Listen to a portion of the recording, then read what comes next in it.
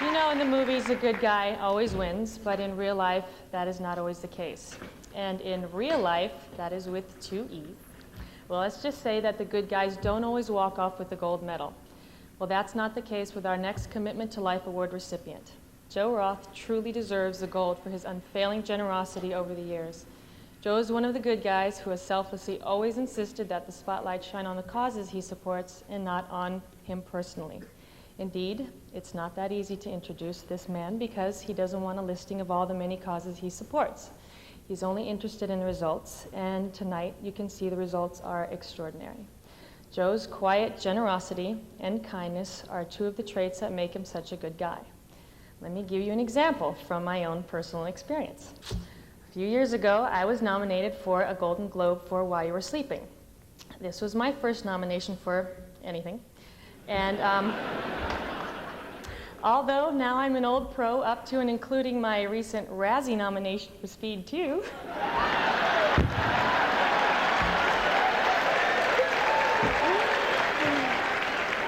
yeah, I'm keeping my fingers crossed on that one. Needless to say, as the Golden Globe ceremony progressed, I was a little more than a little nervous, and of course my head, I knew I wasn't going to win, but that didn't keep my heart from racing out of control, and as the Best Actress was about to be announced, my anxiety was reaching sort of a fevered pitch, and I suddenly felt a wonderful steady hand on my shoulder, and I felt Joe leaning into me, and he whispered into my ear, he says, "You know, Sandy, you're probably not going to win, so when the camera comes back to you afterwards, just smile and be gracious." And yeah. So as I'd expected, when they opened the envelope, they read Nicole Kidman's name, but I barely heard that because I was staring at Joe with a very large mouth, not believing that my mentor had just told me at my moment of glory that I was going to finish out of the money. So, yeah. After a few seconds more, I realized that, as usual, Joe had done just the right thing. His brutal honesty completely calmed me down, and when the cameras came back to me, oops, sorry, I was in perfect shape to play the gracious loser. So this is just a small moment in the grand scale of things, but it's something I'll never forget, and it's just pure Joe, and Joe has always been there for me at other times in a most honest and forthright way. His quiet, selfless generosity of spirit has made all the difference for me, and it has for so many, many, many others. Ladies and gentlemen, it is truly my honor to introduce the all-time great good guy, Mr. Joe Roth.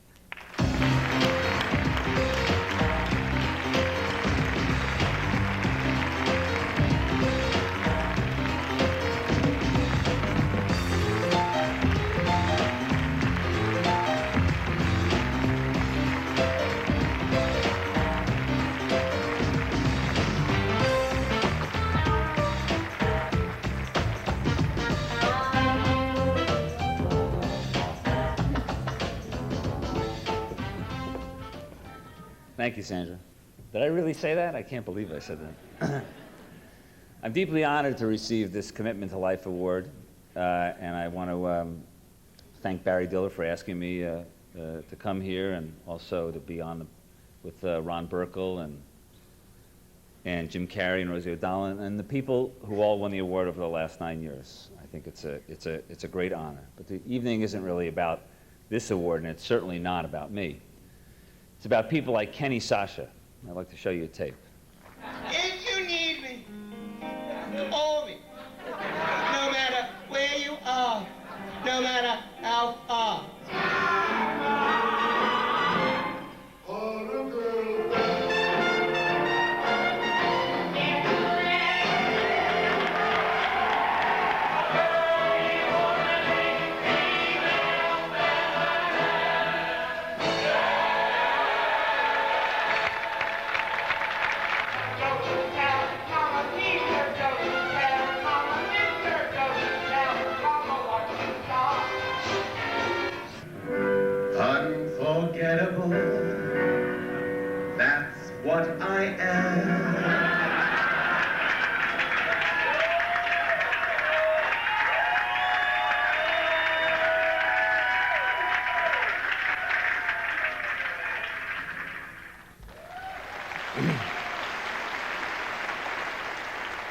I first met Kenny in 1975 when I was running what was now the Improv over on Melrose Avenue. And Kenny was performing at the club as Claude Sasha in a show called French Dressing. He was impersonating Bette Midler and Barbra Streisand. Like me, Kenny was in his 20s and had come out from New York to try and make it in show business. And like me, his career was just getting off the ground. He'd come into the office before the show and we'd go through trade papers, looking for anything that might give us a break. Me as a producer, Kenny as an actor. After our days at the Improv, our lives continued to parallel each other as we went on to achieve some success in our respective careers. Kenny embodied a true commitment to life. He made the most of every day. But his days were cut tragically short. Kenny got AIDS and died in 1992. You know, sometimes I wonder how many others who watched him at the Improv that year are no longer with us, also a victim of AIDS. If Kenny had been born a generation earlier, he would have lived to old age. AIDS would have just been a word, not an acronym. He'd still be alive. He'd still be our friend. We've all seen too many friends die, and now hopefully it is AIDS that will die, so that our children and their friends can live. Again, thank you very much.